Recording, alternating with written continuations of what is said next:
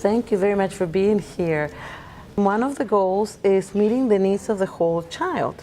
And so I was just thinking, what does it mean to educate the whole child? What would you say? Well, I would say when we're talking about educating the whole child, it's realizing that when a student comes with their backpack, you know, and they're taking out their textbook and they're taking out their assignments, they're also taking out other parts of their life. You know, so there are a lot of things that come out of that backpack, and that represents the whole child.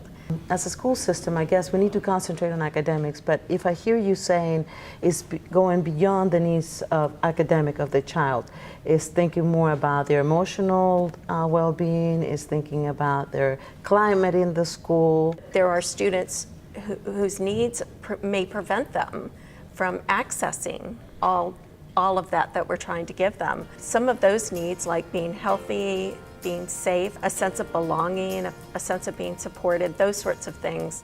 Some of the curriculum is sacrosanct. It's stuff that you must do, but there are ways to engage kids and find out their passions and inspire them to engage in something that might be new and outside their comfort zone, but because of a relationship that they develop with a professional, a person who cares about them genuinely for the person that they are and the strengths, weaknesses, abilities, interests that they bring to the table, and then finds a way to connect those with what's going on in the classroom curricular-wise, then I think you have a great synergy.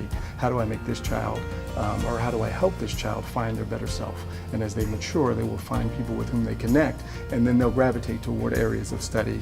They'll bring in previously learned experiences and all that, that'll combine, but that kid is still that kid, and you've got to help that kid say, I leave this building, my home, to go to this school, this place, where I need to feel comfortable. And as they grow into that place, they become more and more comfortable, but it's about the people in that place that make them feel that way.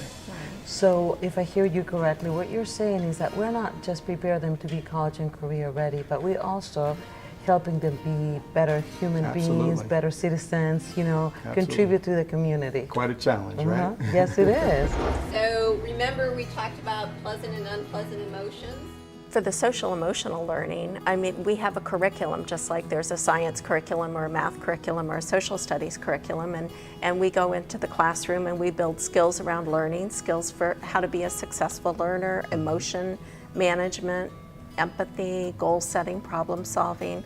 We talk about bullying prevention. So we're all trying to create a climate in which, you know, students can learn. Having grown up in Arlington, I attended Barcroft and Thomas Jefferson Middle School and Wakefield High School, and then graduated from Yorktown High School. I played football there, and then as a teacher I came back and taught at Yorktown High School for 10 years, where I was able to teach or coach with my head coach. Bruce Hanson was my football coach in high school, and he's still there coaching today. So having that connection gave me an opportunity to engage or work with kids that I had no chance to teach. But as a coach on the football team, I had access to all the kids in the building. So I was able to develop relationships with kids, and students who would have no voice in the classroom had a great voice out there on the field, and they were able to transfer those skills. So it inspired kids to do things in classrooms that they might not have done without that opportunity. It is going to take all of the different people in the school to educate the whole child. We have to understand that a student in a classroom who might be hungry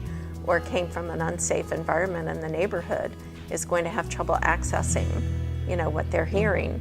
So to educate that person in a whole child manner would be to address those issues. So how critical it is to understand that, you know, the whole child and meeting the needs of the whole child, like we were saying earlier, because it's not just about educating in the classrooms, it's educating for a lifetime. Absolutely. Right. Well, thank you.